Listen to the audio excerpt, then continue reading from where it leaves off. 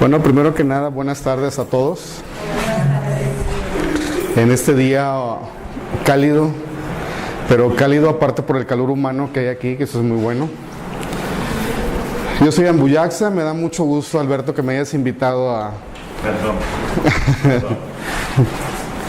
Les presento a Ambuyaxa, aunque ahorita ya se los platiqué. Me ha ayudado muchísimo en lo personal y bueno, la verdad que es un placer que estés aquí en esta apertura. Gracias, sí, gracias. Muchas gracias por venir. Es un gran astrólogo, un gran sanador, se lo recomiendo, la verdad. Y pues bueno, ¿qué más conocido a nivel mundial? Gracias, sí, gracias. Y pues bueno, muy bueno y muchas gracias por... No, al contrario, gracias a ti por la invitación. Gracias, qué amable. Dijiste una palabra que es la primera vez que me lo mencionan, que es el de sanador. Y es curioso porque la sanación viene desde el interior. ¿Sí? Y eso es algo que pocas veces le ponemos atención. Cuando yo empecé a dedicarme a la parte de la sanación, aparte de la astrología y aparte de otras cosas que realizo, primero tuve que hacer un análisis y tocar a mi fondo para sacar esa parte, esa habilidad que uno tiene. Para llegar a ese punto se tienen que vencer 3 puntos importantes. Primero es el ego. El segundo son tus límites. Y el último, que es el más delicado, son tus prejuicios. Esas 3 cosas siempre van a estar metiéndote el pie constantemente. Una persona en mi juventud me hizo un análisis, una persona a quien le estoy muy agradecido porque fue parte de mi preparación, y me dijo: tú tienes que encaminarte al éxito, pero el éxito viene acompañado del fracaso, y ese fracaso tú lo cargas dentro de un saco en la espalda toda tu vida. En el primer momento en que te olvides que el fracaso existe, es cuando más te va a ganar. ¿Okay? He tenido la enorme bendición de vivir en varios países, de viajar por muchos otros países del mundo, y siempre regreso a Monterrey. Por alguna extraña razón, estoy viviendo en India, estoy viviendo en Tailandia, estoy viviendo en Hungría, estoy viviendo en Buenos Aires, y siempre regreso otra vez aquí a Monterrey. Entonces yo creo que aquí hay mucho que hacer. Hoy les voy a hablar de 2 temas principalmente. El primero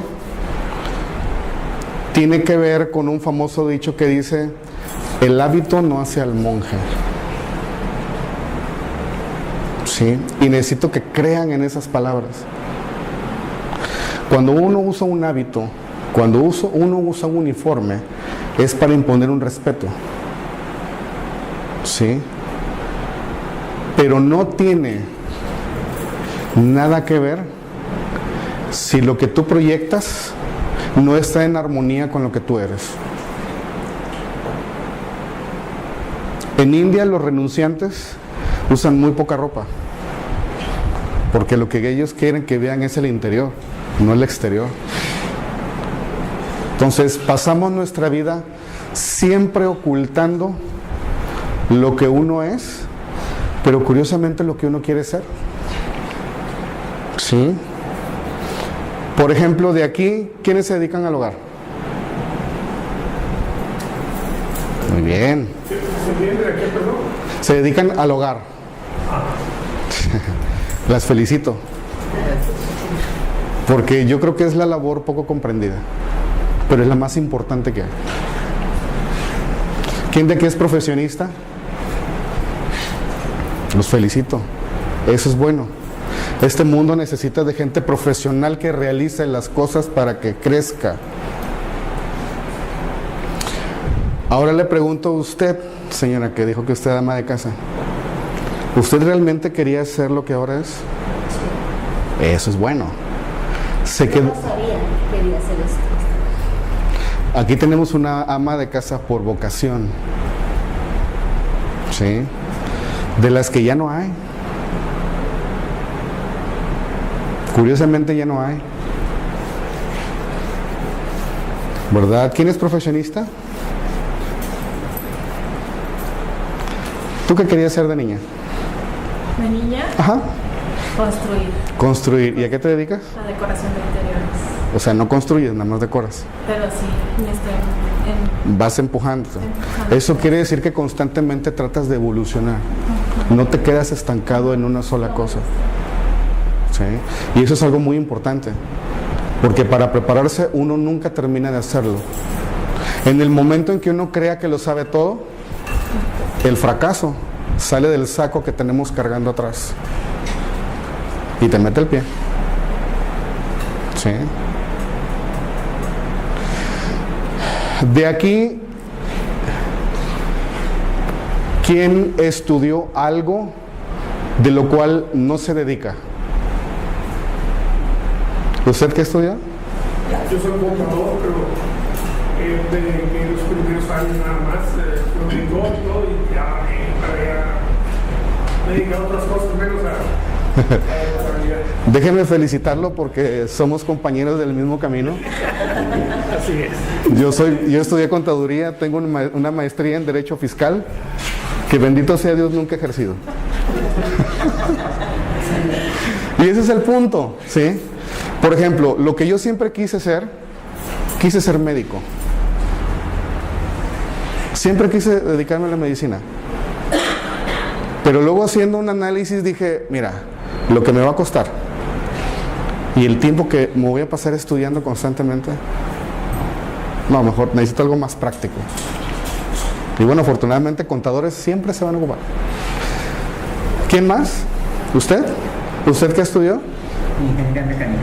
¿Y a qué se dedica? Me dediqué porque ya estoy jubilado. Ah, ok. A la docencia. Esa es una noble labor.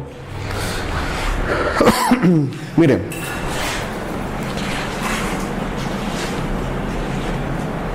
¿alguien de aquí siempre quiso ser feliz?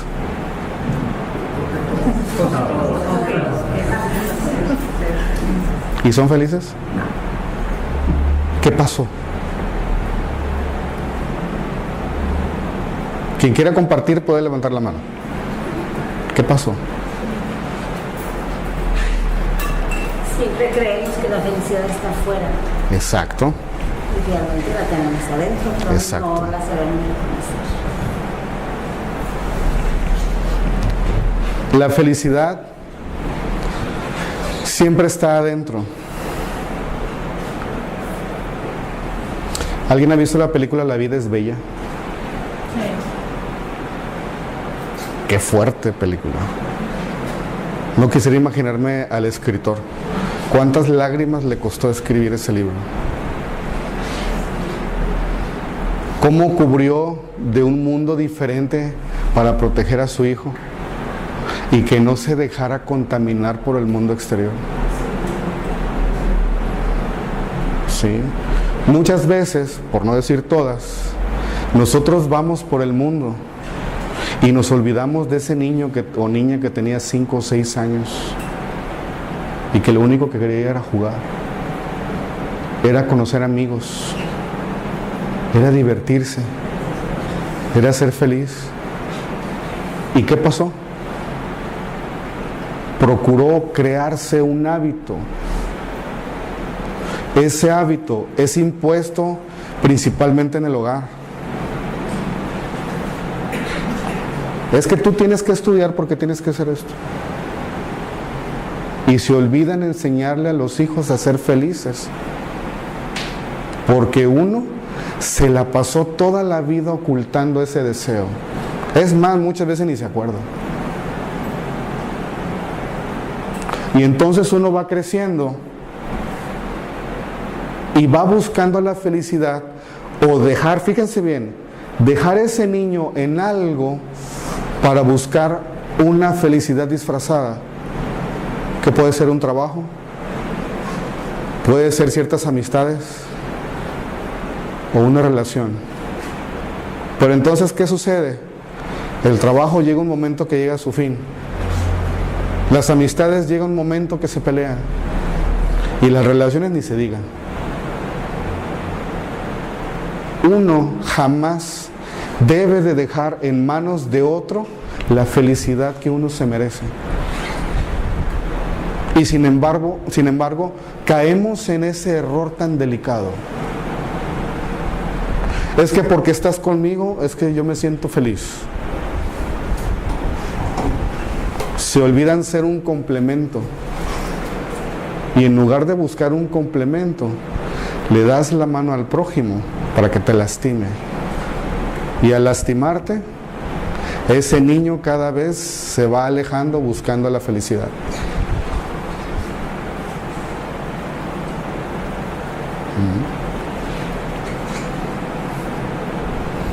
Aquí el problema que nosotros tenemos es que nos identificamos con dos cosas. Somos un cuerpo burdo, que es lo que tocamos, y somos un alma. Esa alma que nosotros realmente es lo que somos. Esa alma es pura, es limpia, es la que busca la felicidad. El problema es cuando esa alma se identifica con el cuerpo, y es entonces cuando sufre. ¿Sí? ¿Quién me dice 5 cosas que son seguras en este mundo? ¿Perdón? Los impuestos. Eso es externo. El primero es nacer. ¿Sí? El segundo es morir. El tercero es engañar. El cuarto, a ser engañado. Y el quinto,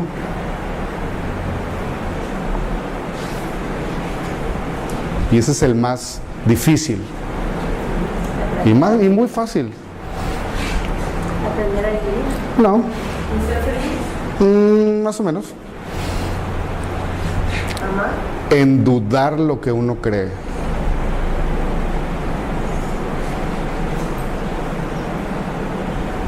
Y ese es el cuando uno no cree, es el que más sufrimiento da. Porque si tú no crees que eres una persona capaz, entonces vas a ir viviendo, pasando los años, creyendo que tú eres inferior a otros. El mundo siempre te va a orillar para que pienses eso. El problema es que lo creemos.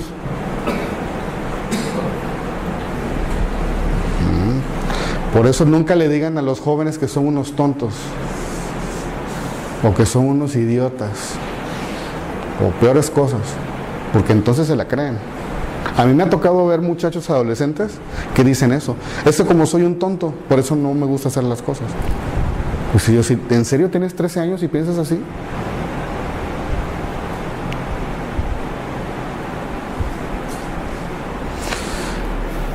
¿Quiénes de ustedes recuerdan lo felices que eran de niños en la casa de la abuela, por ejemplo?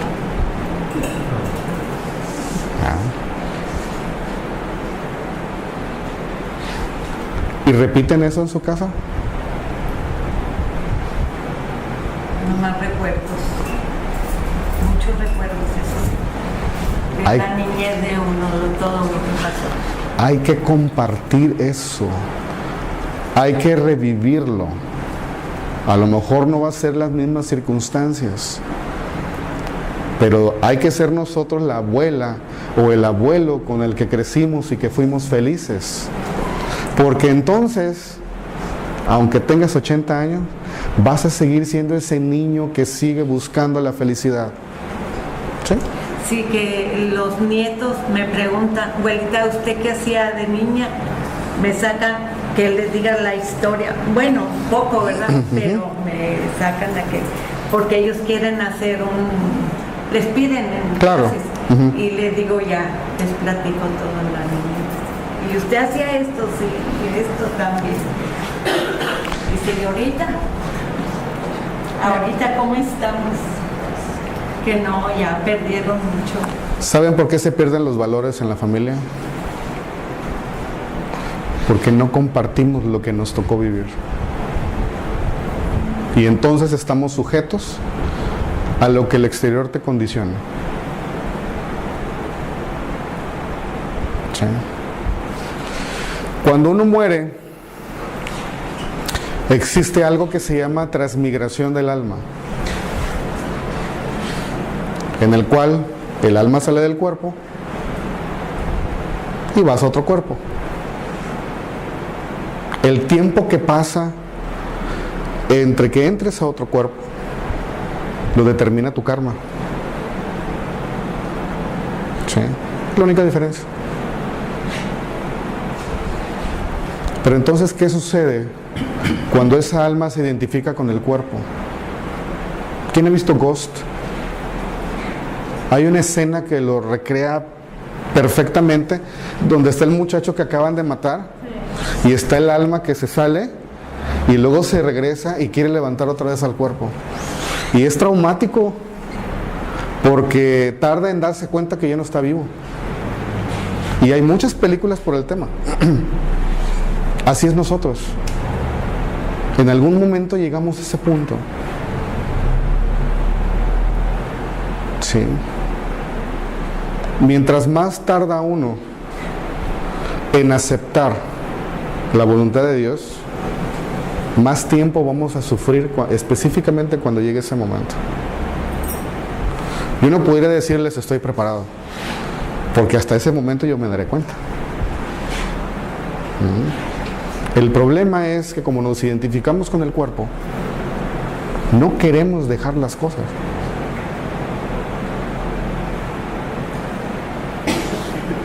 ¿Quién ha leído la historia del rey Constantino? Ya me voy más. Es que, bueno, me gusta mucho leer. Que quería que lo enterraran con todas sus cosas, eso no. Que dijo, cuando me entierren, quiero que me pongan las manos de fuera. Para que vean que no me llevo nada de este mundo. Cuando lo estaban paseando, lleva las manos de fuera. Entonces, de este mundo no nos llevamos nada, salvo 3 cosas: las experiencias llegadas a los recuerdos, la frustración de lo que pudimos ser y no hicimos, y tercero, los deseos que tenemos por cumplir.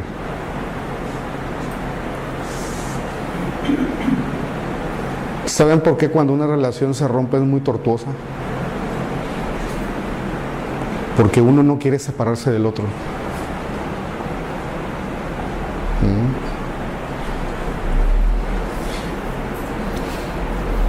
Entonces recuerdo hace algunos años que alguien me dijo, es que estoy seguro que sin mí no vas a poder vivir. ¿Serás mi celular?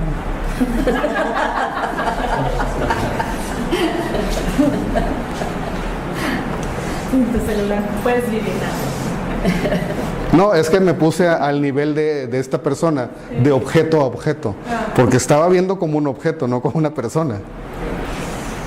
Y será mi celular.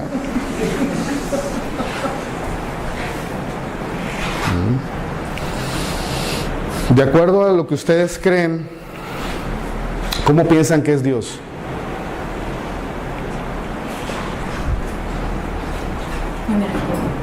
Energía. ¿Qué más?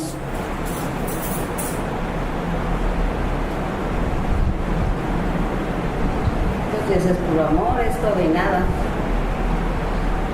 No, ¿cómo cree usted? No lo que le hayan dicho. Yo creo que Dios es todo. ¿Sí? ¿Pero qué es todo? Todo lo existente es el amor, es transformar todo el dolor en amor. ¿Usted sufre? En ocasiones, pero... ¿Por qué sufre? Porque me aferro a las cosas y tengo que aprender a soltar. Y aprender a vivir para mí y por mí. O sea que, por ejemplo, si usted no suelta las cosas, ¿es porque se está aferrando a un objeto y no a Dios? Así es. No, es que Dios no es aferración. ¿Por qué? Porque Dios es amor. O sea, si yo amo a Dios, yo tengo que aceptar lo que me tocó vivir. Sí y no. Mire, en esta vida todo se nos es dado por karma, todo, absolutamente todo. ¿Sí? El país donde vas a nacer, la familia donde vas a llegar, los hermanos que vas a tener, los amigos con los que te vas a relacionar, todo. La cantidad de dinero que va a llegar a tus bolsas, por eso no es bueno apostar. Porque cuando uno pierde, pierde vida también. Aguas con los que van al caliente y ese tipo de cosas.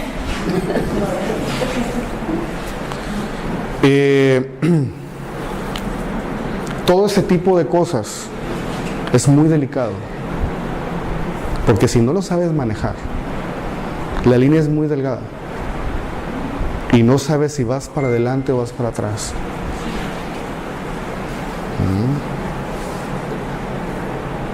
Entonces aquí lo que hay que entender, que realmente nuestros deseos nos alejan a esa parte de Dios. Pero aún así, tenemos contados hasta los latidos del corazón. Solamente hay una cosa que nosotros escogemos. ¿Quién me puede decir? Si es que lo sabe. Los papás. No, es por karma. Te toca, de acuerdo a cómo fuiste como padre, o te va a tocar cómo van a ser tus padres. ¿Ah? ¿Qué comer? ¿Qué comer? No, porque hasta el alimento nos es dado. ¿Cómo morir? No, porque eso lo determina nuestras acciones a lo largo de esa vida. Okay. Hay una sola cosa que nosotros podemos escoger, y es la pareja.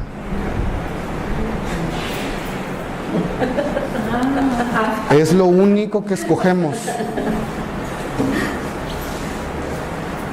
Y eso es bien fácil.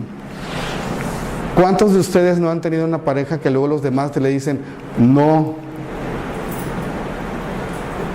¿Y qué hace uno? Sí. Se aferra. ¿Me explico?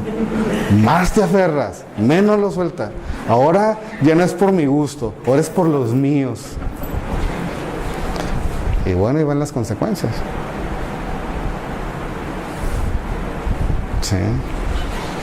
Nosotros escogemos a la pareja con el cual vamos a estar. Ya si tú, como cónyuge, en una vida previa, fuiste miserable, eso también lo determina tu karma, que te va a llegar un cónyuge para darte el merecido que te toca obtener.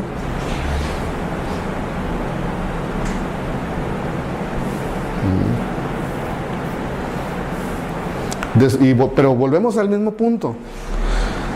El problema es que toda la felicidad lo basamos en algo o en alguien, y nos olvidamos de nosotros mismos. Sí, por ejemplo, desde hace algunos años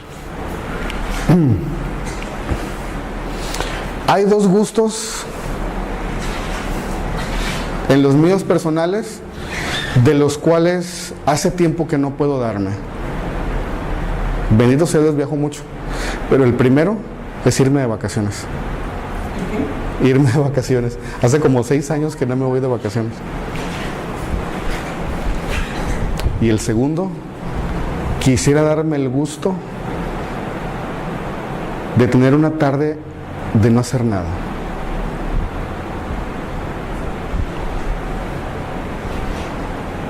Pero entonces, ¿qué sucede? Alguien me habla, alguien me busca, y yo lo que hago, lo elegí. Si tú haces las cosas que tú decidiste hacer y lo haces con gusto, jamás te va a pesar. Ni siquiera lo vas a ver como un trabajo. Si tú lo que haces lo ves como un servicio al prójimo, entonces Dios no te va a permitir que padezcas pobreza.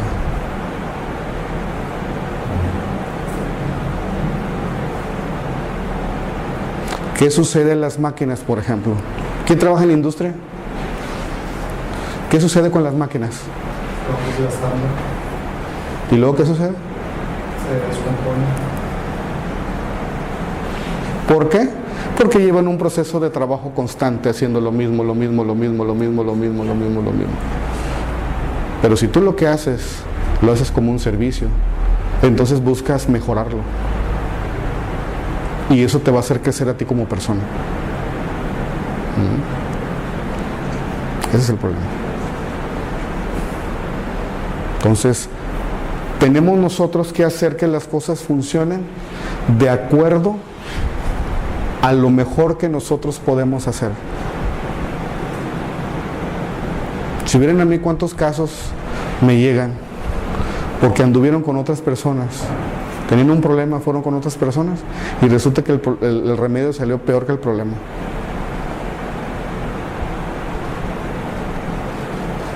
No seamos ese tipo de personas.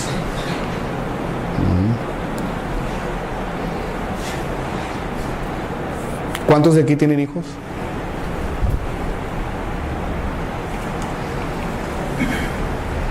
¿Cómo ha sido su labor como padres? No me contesten, ustedes contéstense. ¿Realmente ustedes que olvidaron a ese niño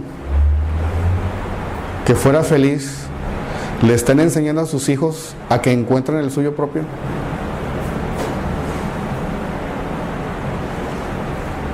¿Qué les pasó? ¿En qué momento se perdieron?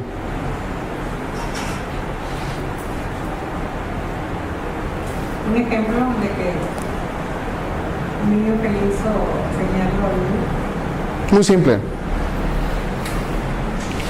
Un niño va a ser feliz con cualquier cosa, hasta con un vaso con agua. Pero entonces, ¿qué sucede? No agarres ese vaso, te vas a mojar.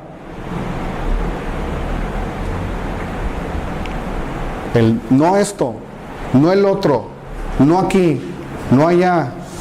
Lo único que vas a hacer es condicionarlo y frenarlo y esconder ese niño feliz a retraerlo. Pero entonces, ¿qué sucede en la adolescencia? Viene la rebeldía. Porque entonces ese muchacho quiere rescatar a ese niño, pero su adolescencia no le permite ya. Tienen ustedes hasta los 10, 11 años para enseñarle a sus hijos a que sean felices. Después de eso ya no pueden hacer nada. Porque entonces ese niño va a buscar su felicidad, la suya propia. Y ya no te va a escuchar.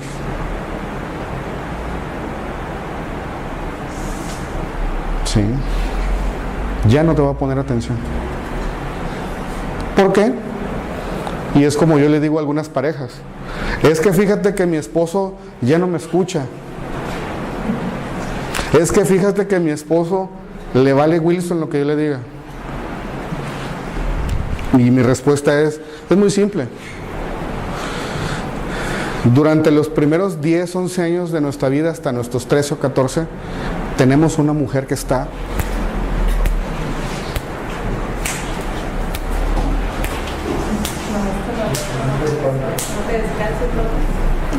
y entonces, ¿qué sucede cuando te casas?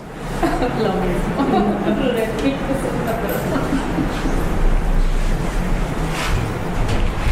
¿Y todo por qué? Porque se olvidó de ese niño o esa niña que fuera feliz. Yo, bendito sea Dios, tuve la enorme bendición de ser feliz en mi niñez, con las limitaciones y la problemática que pudiera pasar. Mi adolescencia no fue tanto como yo lo esperaba, pero lo que a mí me ayudó a salir adelante fue lo feliz que fui de niño.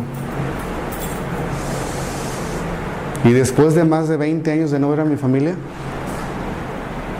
nos reencontramos todos y fue muy bonito acordarnos de las experiencias de cuando éramos niños. Fue tan gratificante. Y no nada más eso. Me dio mucho gusto ver que mis primos no olvidaron lo felices que fueron de niños tampoco. Entonces, ese es el verdadero problema que tenemos. Que olvidamos esa parte. Y lo que es peor, imponemos nuestra amargura a los más pequeños.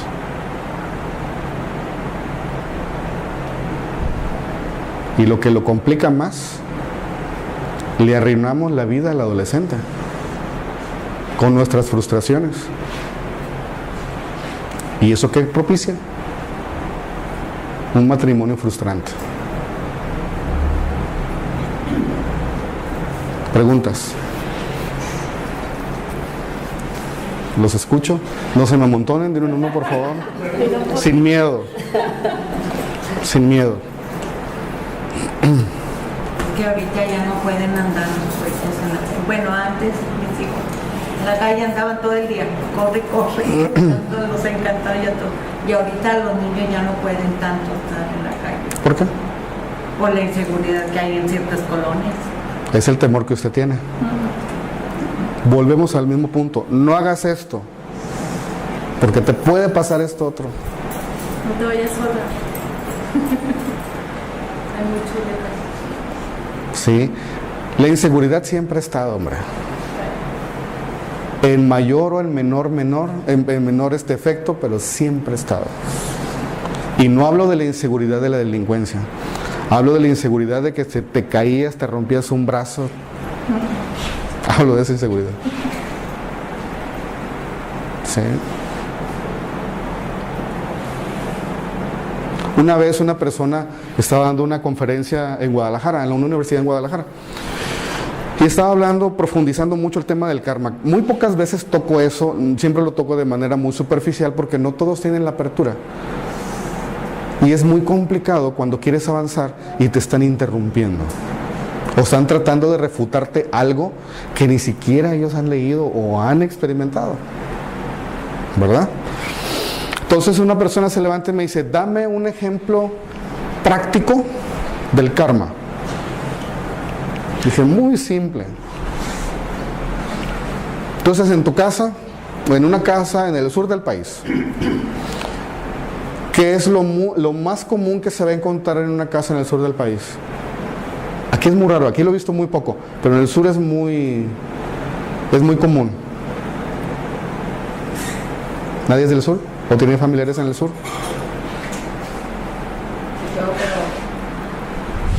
Tienen un altar. A cualquier casa que vayan, van a encontrar un altar. Que en una repisa, que en una mesa, siempre va a haber un altar. ¿Y las veladoras dónde lo ponen? En el suelo. Las pocas que he visto aquí en el norte, los ponen en el altar. Pero la mayoría lo ponen en el suelo. Y hay un niño que está gateando. Ve la flama encendida y le llama la atención. ¿Qué hace? Se acerca y lo trata de tocar. ¿Y qué sucede? Se quema. Aprendió. El niño, aunque ignore que no debe de hacer eso, no quiere decir que no va a tener una reacción. Así es el karma. Si tú crees o no crees que va a haber una reacción, eso no quiere decir que no lo obtengas. ¿Cuántas veces he escuchado la famosa frase célebre? Como dice la Biblia, si yo estoy con Dios, ¿quién contra mí? Cuando alguien la dice, yo me río. Porque para que caigas en esa frase, necesitas ser una persona muy consciente de Dios, muy creyente, con mucha fe, ¿sí? No creyente social. Que estás en la iglesia, bautizos, confirmaciones, primera comunión, 15 años, bodas, o domingos para ver qué tal se ve la vecina. ¿Ah?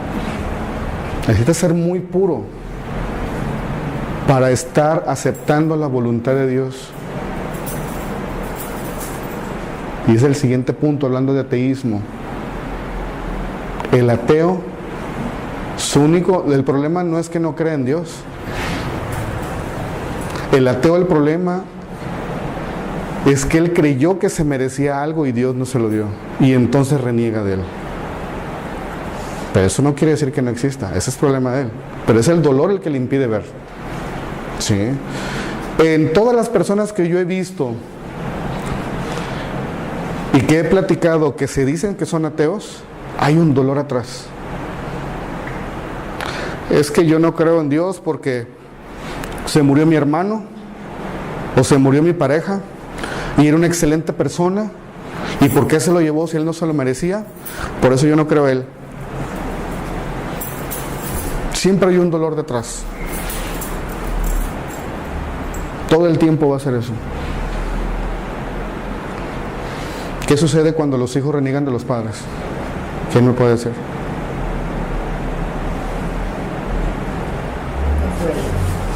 ¿Ese es un factor? Están enojados con los papás porque no damos lo que ellos quieren que demos. Se enojan con la vida. Y el enojarse con la vida acortan la suya propia. ¿Por qué? Porque nosotros no venimos de una forma divina. Fíjense, a pesar de que el hombre es creación divina, nosotros no venimos como una creación divina. Porque tuvo que intervenir un hombre y una mujer para que nosotros llegáramos. Pero aún así nos vamos un poco más atrás. Otra persona me preguntó: oye, dame una prueba irrefutable de que Dios existe. Pero no me des una respuesta ni filosófica ni científica, una práctica. Perfecto. Cada uno conoce el corazón, ¿verdad? ¿Cuál es su función? Bombear la sangre. Bombear la sangre, ¿verdad? Cada movimiento hace que circule, ¿verdad? En la medicina tradicional hindú hay una parte que se le conoce como ollas.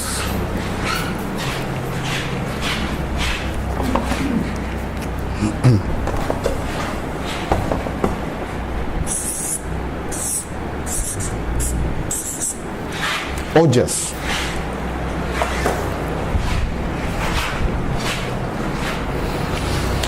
Esa parte de ollas es la parte divina que está detrás para que todo funcione en el organismo. ¿Sí?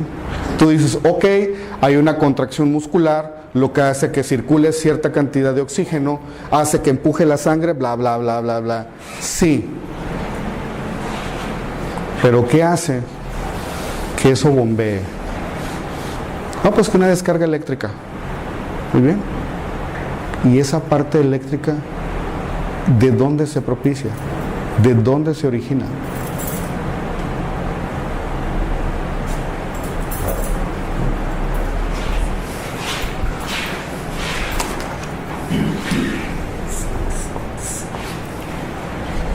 Eso. Esta es la parte de Dios que hace que las cosas funcionen. ¿Sí? En la luz que tenemos en los ojos para que nosotros veamos es eso. Es la parte de Dios que quiere que nosotros veamos. Y así nos podemos ir con cada uno de los componentes del organismo. Que las uñas crezcan, que el cabello crezca, hasta que nos avejentemos. Esa es la parte divina que nos dice Dios que no somos eternos. Pero entonces, ¿qué sucede? Nosotros procuramos ser eternos y volvemos al punto por el cual empecé la charla, ¿sí? En buscar la felicidad donde no debe de estar.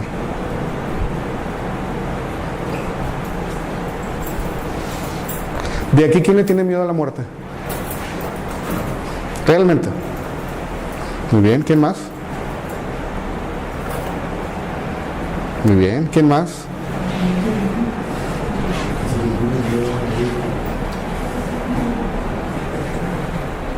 Eso es bueno. Es bueno. Mientras más miedo tengamos, más es el sufrimiento. Había un renunciante en Brindavan hace 500, 600 años. Rupa Goswami se llamaba. Él era un leproso, pero era una persona muy consciente de Dios. Y entonces él estaba hablando de Dios abajo de un árbol y se reunía junto con sus hermanos, que eran 6 en total. Y se le caían los gusanos del cuerpo, de las heridas, de las llagas. Y entonces él agarraba los gusanos y los ponía. Y la gente le preguntaba, ¿por qué haces eso? Es que pobre alma, depende de mí para vivir. No puedo yo causarle esa miseria. ¿Cuántos de ustedes se frenan el evitar hacerle sufrir al prójimo? Eso es bueno, pero ya están grandes.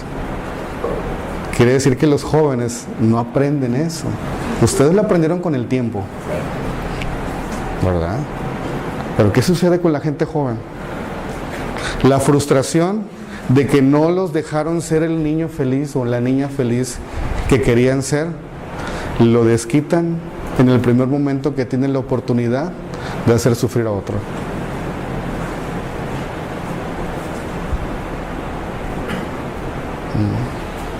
Y ahí se va la cadenita. Algo bien curioso. Cuando empecé yo a traducir el Kama Sutra, por ejemplo, a traducirlo del sánscrito al inglés, no es lo que ustedes piensan. Ese es un manual específicamente para un hombre, cómo enseñarle a amar. Se compone de 2 cosas: el Ananga Ranga, que es la parte religiosa del Kama Sutra, y la segunda parte es una recolección de relatos de cortesanas, de prostitutas, de reinas, etcétera, etcétera, etcétera, que es donde todo mundo se fija. Sí. Hubo un famoso traductor inglés, no recuerdo ahorita cómo se llama, pero es alguien que tradujo muchas cosas del hinduismo, y que inclusive me dio risa porque él creó un círculo de hombres para leer todos esos temas, ¿verdad? Pero como él era homosexual, empezó a tratar de meterles ese estilo de vida. Estamos hablando de 1700, 1800. Entonces, el problema de eso es cómo lo manejemos. Nosotros tenemos un género con el cual nacemos, tanto una parte como la otra. Tú lo defines, no pasa nada. Pero entonces, ¿qué sucede cuando tu hijo decide otro género? Lo apoyas. Ese debe de ser el mejor de los casos. Pero entonces, ¿qué sucede? Vuelves a atacar a ese niño que quería ser feliz. Volvemos otra vez al mismo punto. Entonces, si nosotros permitimos que un niño no sea feliz, la responsabilidad es de nosotros, porque nosotros debemos de ayudarle. Nosotros debemos de facilitarle, de así como en la película que les dije, La vida es bella, cómo enseñarle un mundo, no la realidad. Enséñale lo positivo del mundo, no lo frustrante. Pero entonces, ¿qué sucede? Nos pasamos la vida diciéndole al niño, a la muchacha, es que te va a pasar esto, es que te va a suceder esto otro, es que... y lo sigues reprimiendo. ¿Me explico? Entonces, volviendo un poquito al Kama Sutra, ese dice algo muy importante, que dice: la mujer desde que es una niña, ya sabe que quiere ser amada. El hombre, hasta los 15, 16, como que medio se da la idea. Y empieza a experimentar. Y entonces ya cuando le cae el 20, ya tiene 25, 30 años. Pero entonces, ¿qué pasó? Si haces un recuento de esa etapa hacia atrás, ya le arruinaste la vida a un montón de mujeres, a un montón de personas ahora. ¿Y todo por qué? Porque nosotros como adultos no les enseñamos a ser felices. ¿Ok? Vamos a usar 10, ya se pasó rápido una hora. ¿Preguntas? De todo tipo.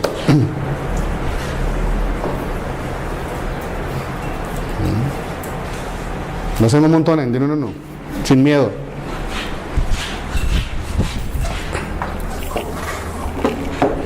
Que no les dé pena preguntar.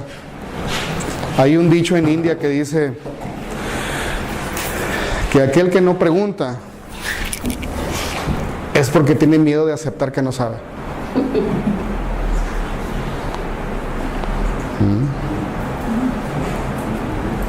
¿Sí? Párate. Ok. Después de si una persona no fue como tan afortunada en recordar como si fue feliz o no de niño, como, o sea, siento como que sí, es verdad que debemos de recordar, digo que debemos de apreciar a nuestro niño y que debemos de como adultos, pues tratar de ser feliz como cuando éramos niños, pero que cuando una persona no fue feliz cuando fue niño, o sea, ¿qué puede hacer esa persona? Muy fácil.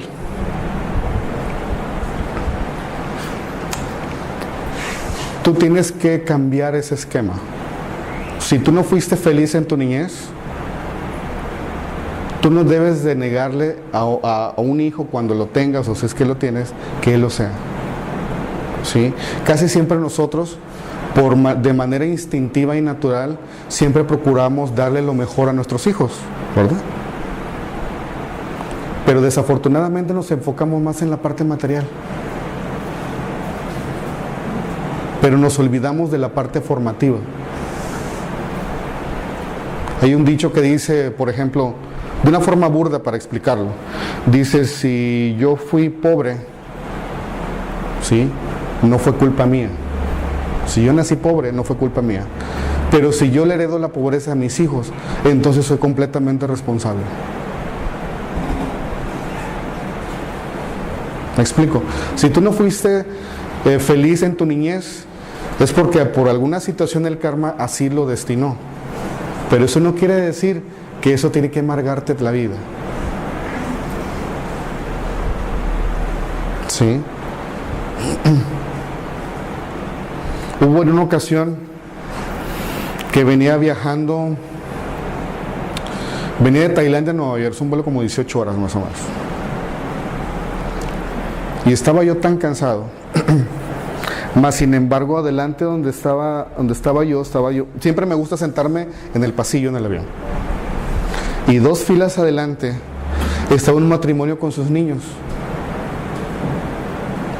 Y yo veía lo feliz que eran los niños jugando en el pasillo. Y lo disfruté tanto que me pellizcaba para no dormirme y seguir disfrutando eso. Lo que más gusto me dio es que ninguna de las azafatas se acercaron porque, no, niño, tienes que estar sentado o salte. Lo único era que los papás nada más cuidaban que no subieran mucho la voz o cosas muy mínimas. Y dije, caray, qué felices son esos niños. Y dije, gracias a Dios porque me estás dando la oportunidad de vivir esa experiencia. Y de ese acontecimiento que ha de haber durado unas, no sé, 4 o 5 horas que estuvieron jugando, porque pues obviamente el cansancio los venció. De ahí salió un libro de reflexiones, fíjese. que he escrito y espero en un futuro publicar. De ese acontecimiento nada más. Un niño es feliz, ponle una alberca con agua ahorita que está haciendo calor, ponle unos juguetes y se puede pasar horas.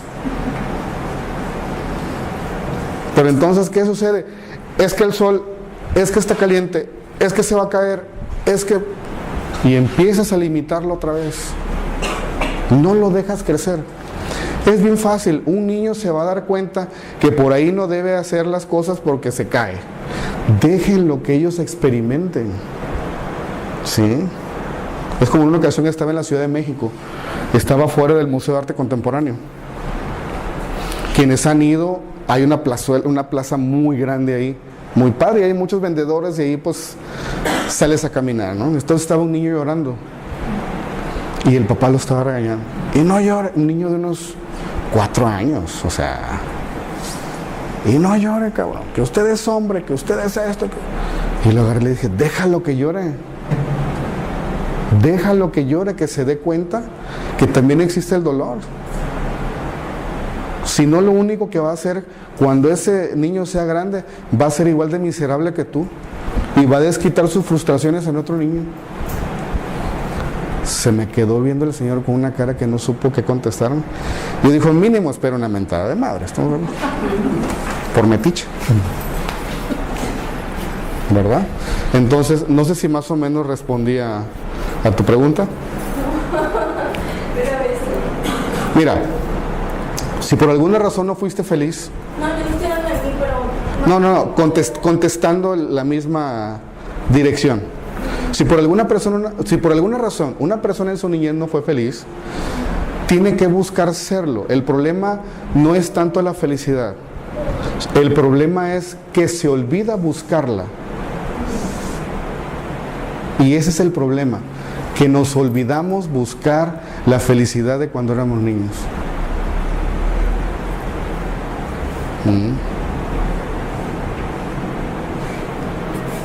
¿Otra pregunta?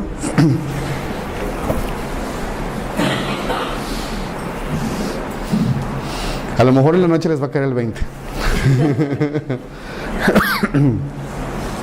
¿Sí? Bueno, retomando esto, ya eres adulto. Ajá. Y ahorita con esta plática dice uno, te cae, dices, el 20 exactamente de los errores que cometes y demás. Ahorita, en la búsqueda, yo creo que ya cuando es un adulto empiezas a buscar otra vez el ser feliz, el estar tranquilo, y te olvidas un poquito de todo lo mundano y todo eso. Entonces empiezas a buscar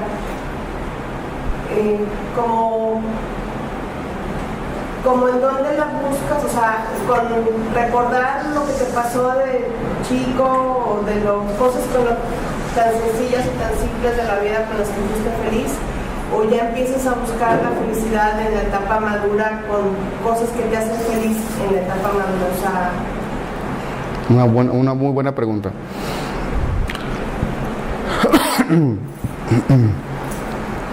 Lo primero que uno debe de hacer es identificar qué lo hacía uno feliz de niño. Si tú eres feliz juntándote con unos amiguitos, entonces busca compartir con otras personas tu vida. ¿Sí? Busca reunirte. Son tan pocas las ocasiones que los adultos buscamos juntarnos con otros. Se los juro.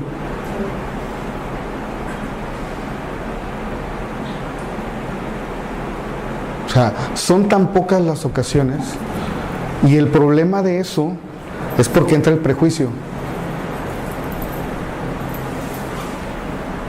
Yo, bendito sea Dios, a lo mejor no me junto con mucha gente, pero esa poca gente con la que me junto, yo los quiero muchísimo. Y ellos lo saben. ¿Sí? ¿Por qué? Porque si yo voy a tal lugar, me acuerdo de traerles algo que sé que les va a gustar, no cualquier cosa. Sí. Acuérdense bien de niños.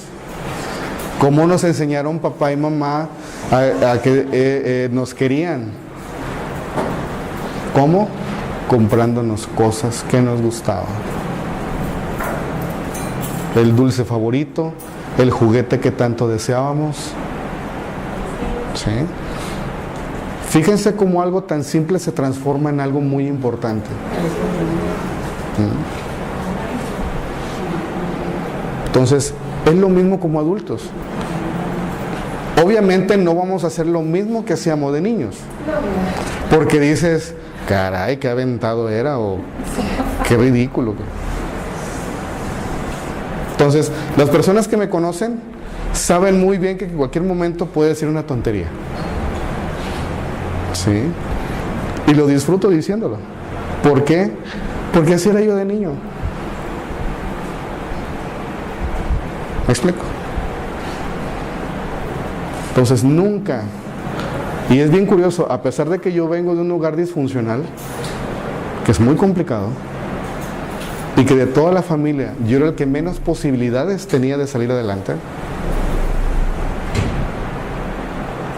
hago una retrospectiva y estoy sorprendido de todas las cosas que he logrado hacer, porque nunca dejé de ser ese niño feliz que fue en la infancia y que con el tiempo lo fui alimentando.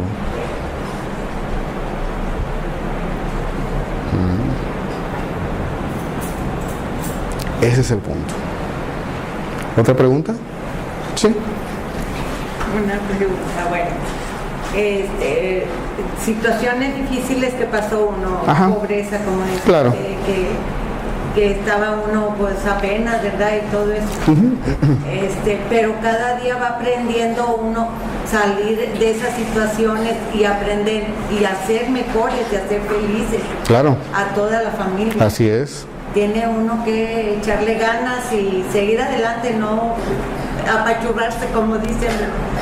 Y pues son situaciones que muchas personas pasan y pasaron, ¿verdad? Claro. En situaciones difíciles, pero también hay que echarle ganas el día a día. El problema de eso, vuelvo a uno de los puntos anteriores, Sí, es que basamos nuestra felicidad en algo o en alguien, no en nosotros. Va uno aprendiendo cada día más otras cosas y vivir mejor, felices. Claro. Tratar, todo eso se Entonces, tiene que buscar y tratar. Un ejemplo, imagínense que yo me fui a varios países donde la cultura es muy diferente y el lenguaje es muy diferente y en el cual tenía que empezar de cero.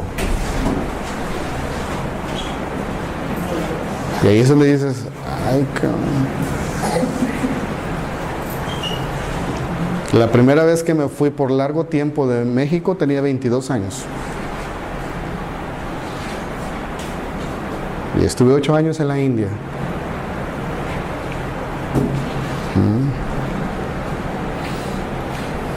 Entonces, yo siempre busqué esa parte de felicidad. Aprender. No ser feliz con algo o con alguien.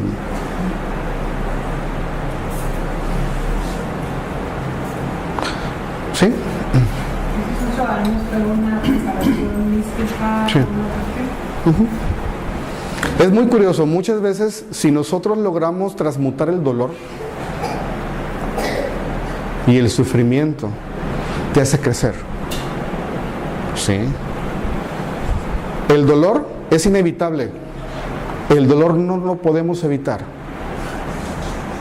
Porque así como nos cortamos, eso duele. Si tenemos una experiencia desagradable, duele. Pero el sufrimiento sí es responsabilidad tuya. Tú sabes si sufres una hora, un día, una semana, un mes, un año, una década o toda tu vida. Pero esa es responsabilidad tuya. ¿Sí? Por ejemplo, mi madre, en paz descanse, murió hace 5 años, casi 5 años. Es más. ¿A cuánto estamos? A 8. La próxima semana cumple 5 años mamá de fallecida. Ella nunca superó el divorcio de mi papá. Y eso fue la que la enfermó y la mató. Fíjense. Y se fue de 61 años. ¿Ahí puede ser una depresión? Sí, Que te lleva a quitar. sí, porque basó su felicidad en alguien. El amor es muy bonito cuando no te posesionas de la otra persona. Sí. El amor es algo divino.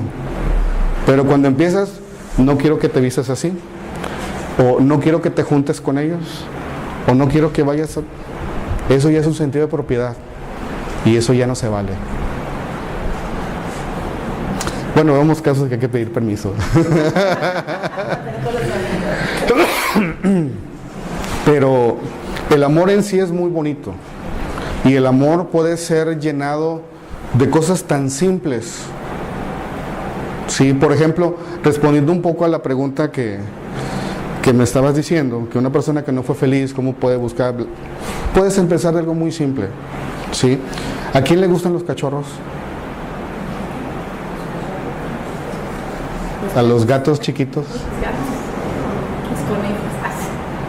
Entonces, busca ser feliz con una mascota.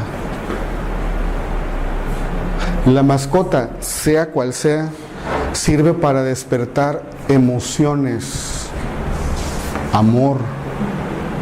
Porque entonces, el dolor que te ocasionó, que no te protegieron, tú lo vas a transmutar protegiendo a otra entidad viviente. Y eso te va a ayudar a superar ese trauma para cuando seas una persona adulta y tengas un hijo. Fíjense. Pero ¿qué sucede cuando un niño o una niña, mamá, mira, me regalaron, ¿qué te pasa? ¿Qué tienes? Y otra vez viene la represión.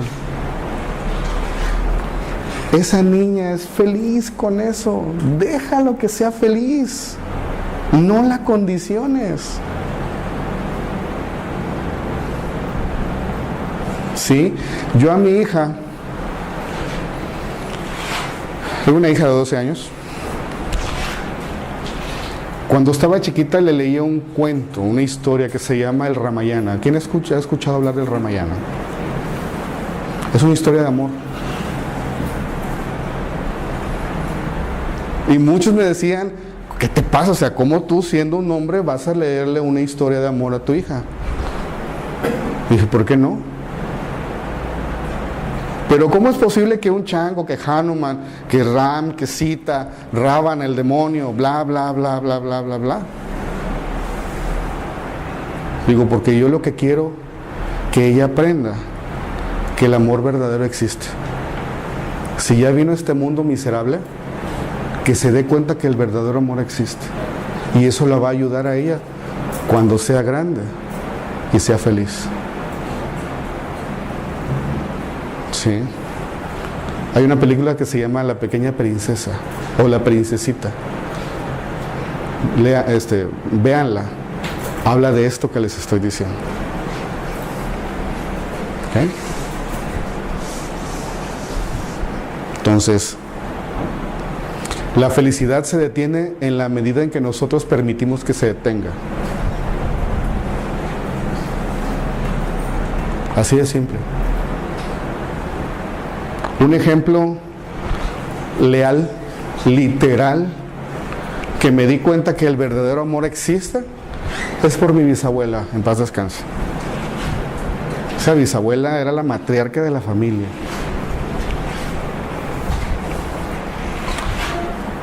Ella se casó en varias ocasiones, la bisabuela. Virgen Santísima. Era una mujer muy feliz. Era una mujer muy feliz. Y su último esposo se desvivía por atenderla. Cada vez que las situaciones familiares a mí me hacían flaquear, o las vivencias que me tocaban, iba yo a casa de la bisabuela nada más a verla. Sí. Mi bisabuela ya era una mujer muy mayor, obviamente. ¿Cuántos años tendría? Todos. Imagínense que cargó al tataranieto. Ella murió, yo tendría unos 26 años. No creo, dudo que haya llegado a los 100, pero los 90 y córrele, seguro los tenía. Entonces ella se cayó una vez bañándose y se lastimó la cadera. Y don Chon, su esposo, era muy buen sobandero. Él lloraba cada vez que le sobaba la cadera para acomodársela. Sí. Caía la tarde, sin decir nada, don Chon ponía a calentar el café colado que a mi bisabuela le gustaba mucho y salía por el pan. Recién salido y el que a ella le gustaba.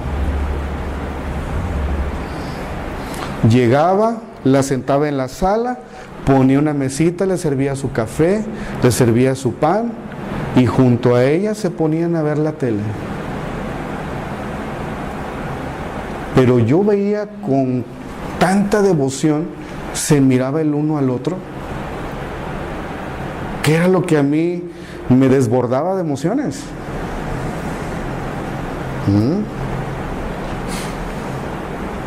Pasan los años y mi bisabuela fallece.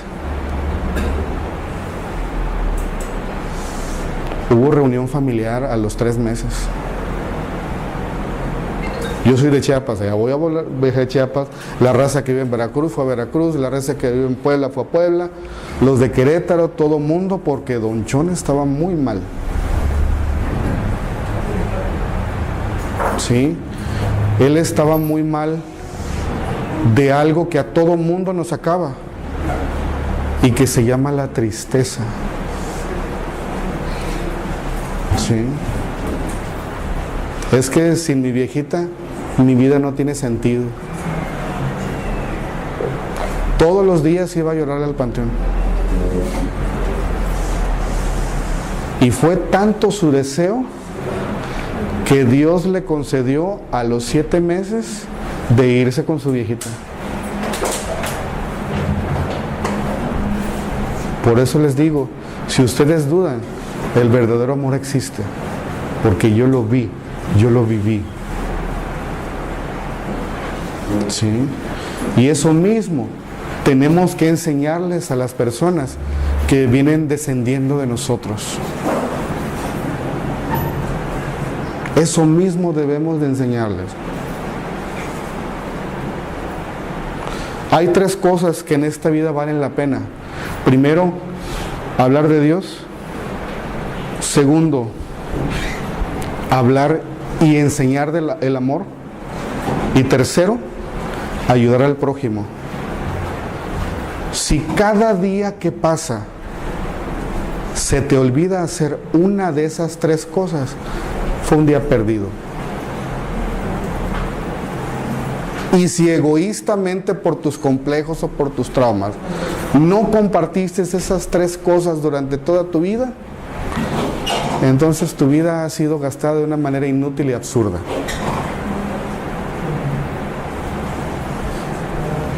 ¿Ok? Espero les haya gustado escucharme 1 hora o más, que no haya sido tedioso, pero quería compartirles un poco de lo mucho que me ha dado la vida a lo largo de estos años. Muchas gracias.